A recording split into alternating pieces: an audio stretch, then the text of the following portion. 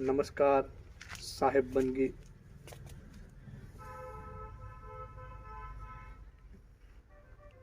हमारे भारत की परंपरा में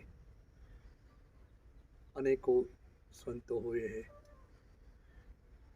जैसे कि रविदास, मीराबाई, दादू, सूफी संत में फरीद, अखा भगत, गोरा कुंभार। यहाँ हमारे गुजरात में भी अनेकों संत हुए हैं, जिनमें से जैसल तोरल कच्छ में हुए, रूपादे मालदे मेवाड़ में, लाखा और लोयड कुंभाराणा लीलबाई, और अंजार में प्रकट स्वरूप कहते हैं सब लोग, बाबा रामदेव जी हुए। राजस्थान में बाबा रामदेव जी हुए, और साहिब धारा के प्राण लेखा में सौराष्ट्र में अनेक संत हुए। इनमें से भाण कबीर संप्रदाय फौज है, जो साहिब की धारा ही है। जो भाण साहेब, उनके शिष्य रवि साहेब, फिर मोरार साहेब, फिर जीवन साहेब, फिर खिम साहेब, त्रिकम साहेब, अर्जन साहेब, अनेकों साहेब उसमें हुए। वो धारा अभी भी प्रचलित है, अभी भी चलित है। अनेक संत अभी भी उसमें होते आ रहे हैं और ज्ञान का प्रचार करते हैं। यहाँ हमारे भावनगर जिला में समढ़ियाला गांव है, वहाँ पर बहुत ही ज्ञानी और अभ्यासु स्त्री पात्र जो हुई है वो है गंगा सतीबा, और उनकी साहेली पानबाई। आप यूट्यूब में सर्च करेंगे गंगा सती पानबाई के भजन, तो आपके उनके भजन सुनने को मिलेंगे। बहुत ही अभ्यासु, बहुत ही योगी और ध्यानी स्त्री थी। सभी संतों हमारे भारत में बहुत अनूठे हैं, सभी संतों प्यारे हैं, पर उनमें से संत की गरिमा जो है, संत जो हिमालय की तरह, जो पर्वत की तरह जो टोच पर है, तो वो है साहिब कबीर। साहब कबीर संतों में ध्रुव तारा है। सभी संत अनूठे हैं, प्यारे हैं, अनुभवी है, लेकिन साहब कबीर की बात कुछ और है। साहब कबीर के जीवन में, उनके जन्म में अनेक सी कथाएं हैं, अनेक सी घटना है, अनेक सी बातों दंत कथाएं आपको सुनने के मिलेगी। उनकी धारा में, उनके संप्रदाय में, साहिब धारा में अलग अलग कबीर साहिब का जन्म कैसे हुआ, क्यों हुआ, कैसे प्रागट्य हुआ, सब संप्रदाय वाले, धारा वाले कबीर साहिब का अलग अलग वर्णन करते हैं। लेकिन मैं तो सिर्फ उतना ही कहना चाहता हूँ। हमारे यहाँ एक साखी बोलते हैं कि भगत बीज पलटे नहीं, जुग जाए अनंत, उच्च नीच करे अवतरे, आखिर वो संत का संत। भगत बीज पलटे नहीं, जुग जाए अनंत। जो भगत है, जो तुम्हारी और हमारी जो भीतर जो चेतना है, वो आदि काल से है, वो अनादि आदि अनादि काल से है। जो समय के पर जो थी, वो जब भीतर आई है, वो इसको भगत की उपमा दी है। भगत बीज पलटे नहीं, जुग जाए अनंत, जुग जाए अनंत। अनेकों युग चले गए, अनेकों युग आते और चले गए, पर भक्त बीज पलटे नहीं, जुग जाए अनंत, उच्च नीच घर अवतरे, आखिर वो संत के संत। वो चाहे जो भी घर में उसका अवतरण हो, चाहे उच्च चाहे नीच, चाहे ब्राह्मण चाहे वैश्य, चाहे शूद्र चाहे क्षत्रिय, जो भी घर में उनका प्रागट्य होता है, लेकिन वो आखिर होता तो संत ही संत। क्यों? क्योंकि उनको उनका स्वरूप का भान होता है। ऐसे कबीर साहब के जीवन में कितनी भी कथाएं हैं, लेकिन उन सब कथाओं में मेरे लिए वो इतनी मौलिक बात नहीं है कि उनका जन्म कैसे हुआ, लेकिन मेरे लिए कबीर साहब श्रेष्ठ है। और कबीर साहब जो है वो मेरे लिए तो श्रेष्ठ है, लेकिन मैं मेरी वाणी से, मेरे शब्द से कहता हूँ, संतों में वो हिमालय की तरह, हिमालय की चट्टान की तरह टोच पर टोच पर है। ब्रह्मांड में जो तारा ये जो रमण करती है, तारा जो है, तारे हैं, उनमें वो ध्रुव तारों की तरह है साहब कबीर। साहब कबीर के बारे में जो कुछ भी बोलना हो, जो कुछ भी बोला जाता हो, वो हम सब की मन बुद्धि की परे है। क्योंकि साहब के हर एक को भजन में आप देख लो, हर एक को पद में आप देख लो, चाहे दोहा, साखी, काफी, गजल, जो कुछ भी में आप उसमें देखो तो उसमें गहरी से गहरी भीतरी अनुभूति होती है। उस अनुभूति में हम उसके दोहे, उसकी साखी, उनके पद, उनकी काफी, उनकी भजनावली में हम उसके अनुभव के शब्दों में थोड़ी सी भी उसमें डुबकी मार ले, थोड़ी सी भी उनके शब्दों में, उनके अनुभव की उसमें डुबकी मार ले, तो हमारा जीवन व्यर्थ नहीं जा सकता। क्योंकि साहब हर तरह से बोले हैं, सांसारिक लेवल से बोले हैं, संसार लेवल से बोले हैं, ज्ञान लेवल से बोले हैं, अनुभूति लेवल से भी बोले हैं। सब तरह से साहब ने वाणी प्रकट की, सब तरह से साहब अनुभव से बोले हैं। वो बोली बोले जिसमें सबका समावेश आ जाता है, चाहे राग हो, चाहे राजा हो, चाहे रंक हो, फकीर हो, साधु हो, सन्यासी हो, योगी हो, ध्यानी हो, या कोई सहज भाव से वो भक्ति कर रहा हो, सबके बारे में साहब कबीर जी ने बोला। सबका उसमें सम्मिष्ट उनके शब्दों में हो जाता है। उनकी वाणी गहर से गहरे में है।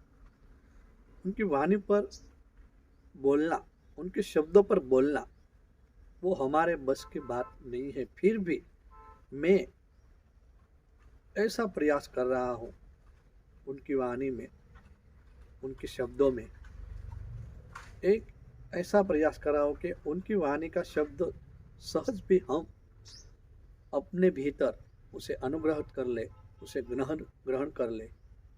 मैं और तुम तो हमारा जीवन धनभाग हो सकता है। ना ही कि वाणी को ग्रहण नहीं करें, ना ही कि शब्द को ग्रहण नहीं करना है, लेकिन उसको सुनकर, उनको पढ़कर उसे भीतर अनुभूति के स्टेज पर जाना है। तो आप साहब कबीर का वचन है, साहब कबीर की वाणी है, साहब कबीर की जो शब्द है, साहब कबीर की जो बात है, वो तकरीबन हमको थोड़ी सी भी समझ में आ सकती है, थोड़ी सी भी, बहुत नहीं। साहब कबीर का थोड़ा सा भी शब्द अगर हमको समझ में आ जाए, अगर हमको अनुभूति में आ जाए, तो हम जीवन के उस तल पर पहुंच सकते हैं जहां सभी संतों पहुंचे हैं, जहां सभी संतों ने गरिमा प्राप्त की है। अगर साहब कबीर ने वो गरिमा प्राप्त करी है, तो हम और तुम क्यों नहीं कर सकते। लेकिन साहब कबीर के बारे में अलग अलग सी बातें कहते हैं, अलग अलग सी मान्यताएं बोलते हैं, वो सब मेरे लिए गौण बात है, वो सब मेरे लिए मान्य नहीं है। लेकिन मैं साहब का वचन, साहब की वाणी, साहब का शब्द, साहब के दोहा, साहब की साखी, साहब के पद, भजन, जो कुछ भी है, उनको आज मैं तुम्हारे सामने सन्मुख अपनी जो कुछ भी भाषा में हम आपके सामने रजूआत करते हैं, थोड़ी सी भी हमारी भाषा में, चाहे आपको अच्छे लगे ना लगे वो आपकी बात है, लेकिन मैं अपने अनुभव से साहिब की जो वाणी है, जो शब्द है, जो पद है, उसे मैं अपने अनुभव से आपके सामने प्रस्तुत करता हूँ, रिलीज करता हूँ। साहब कबीर के पूरी दुनिया में कबीर पर आज रिसर्च हो रहा है, कबीर साहब पर, कि इतने गैर पढ़े लिखे, इतने अनपढ़ लोग अनपढ़ थे, फिर भी उसको उनका निज स्वरूप का, उसको उनका ज्ञान कैसे प्राप्त हुआ, इतना ज्ञान जो अभी तक विज्ञान भी उसका पता नहीं लगा पाया, फिर भी कबीर साहब ने वो बात कही है जो बड़े बड़े संत नहीं कह पाए। उतना उनका आज पूरे वर्ल्ड में बड़े बड़े दार्शनिक, बड़े बड़े वैज्ञानिक, इंजीनियर, डॉक्टर, प्रोफेसर सब का साहब कबीर पर रिसर्च कर रहे हैं, अध्ययन कर रहे हैं। एक गैर पढ़े लिखे, एक अनपढ़ व्यक्ति के ऊपर आज वर्ल्ड में साहब कबीर पर जितनी पीएचडी हो रही है, जितनी रिसर्च हो रही है, उतनी किसी भी संत पर हो नहीं रही है। क्यों? क्योंकि साहब अनूठे हैं, प्यारे हैं और अनुभूति वाले हैं। इसलिए उसने जो कुछ भी कहा, उसने जो कुछ भी अनुभव किया, वो हमें शब्द के रूप में प्रस्तुत कर दिया, और उसी के शब्दों पर आज रिसर्च और अध्ययन हो रहा है। साहब कबीर की एक साखी है, आज मैं आपको वो साखी का विवरण कर रहा हूँ। गगन मंडल के बीच में, गगन मंडल की कोख में नर सोता निराधार, तीन पुरुष वहाँ की सेवा करे, राम, कबीर और रणुकार। गगन मंडल की गोख में हमारे और तुम्हारे इन शरीर में, इस शरीर में सर्व संतों ने, जो कुछ भी संत हुए हैं, ज्ञानी ज्ञानी, उसने यहाँ गगन मंडल, इसमें जो गगन मंडल होता है वो मस्तक हमारा होता है, उसमें एक सेंध होती है, एक ओल होता है, इसे गोख कहते हैं। उसे संतों ने शून्य शिखर भी कहा है, उसे संतों ने गगन मंडल भी कहा है। वो गगन मंडल की गोख में नर सुता निराधार, तो वो नर जो सो रहा है, वो कौन सो रहा है? उसको कोई आधार नहीं है। हमारे यहाँ बोलने के लिए, हम यहाँ से जो बोल रहे, आप जो सुन रहे, इसका आधार हमारा ये शरीर है।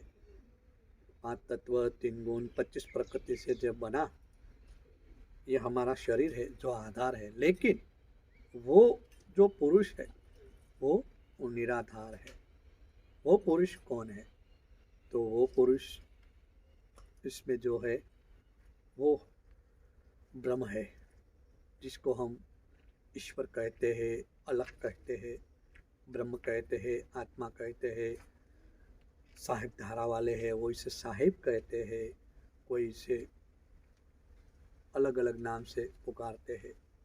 तो वो जो गगन मंडल में जो नर जो सो रहा है, वो है ब्रह्म स्वरूप। अभी उसी में कहते हैं कि 3 पुरुष उनकी सेवा कर रहे हैं, राम, कबीर और रणुकार।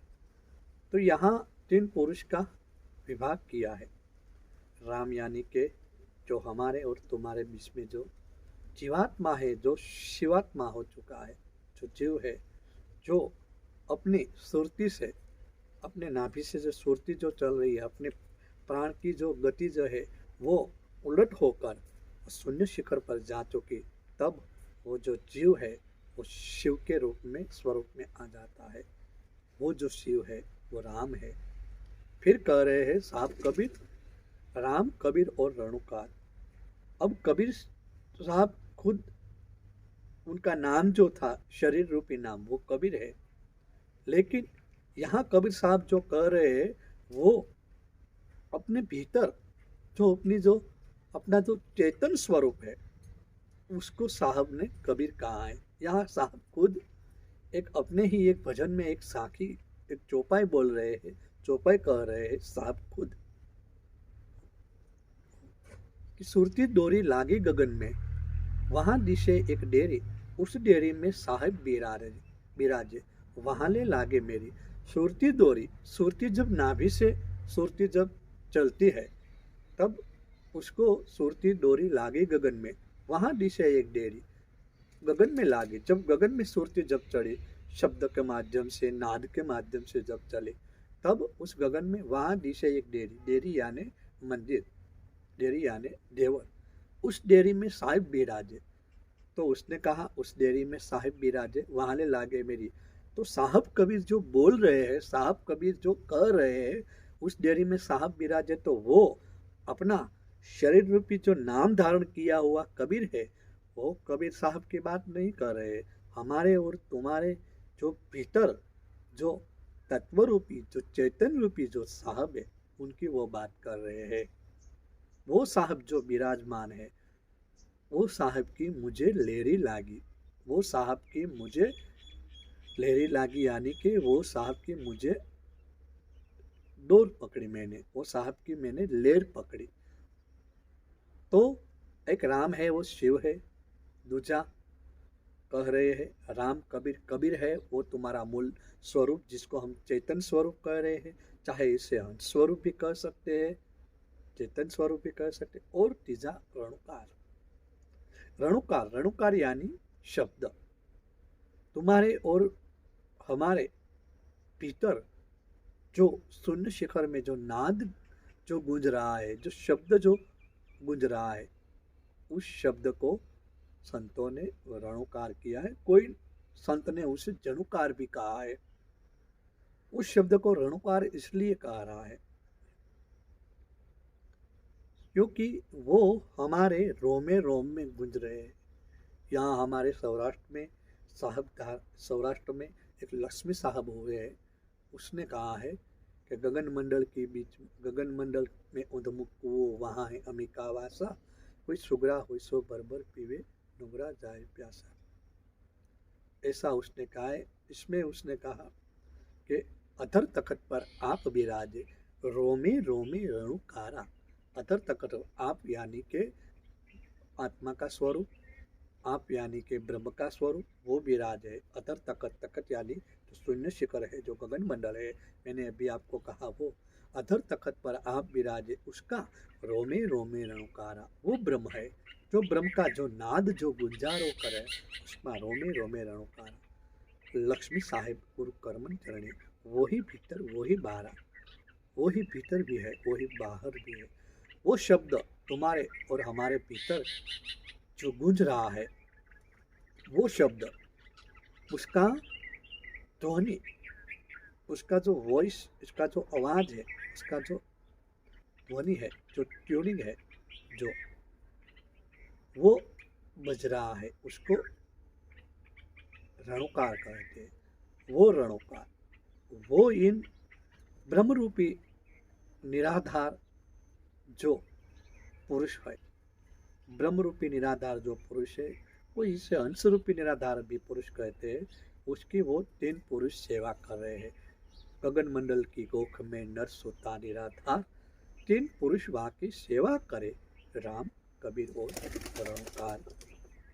ऐसी साहब की वाणी अद्भुत है, उसके शब्द भी अद्भुत है। और आगे जाके हम साहब का दूसरा पद और दूसरे साखी, दूसरा काफ़ी या भजन का विवरण करेंगे। बस आज इतना ही। आपके भीतर बैठे परम तत्व साहब को साहेब बंदगी।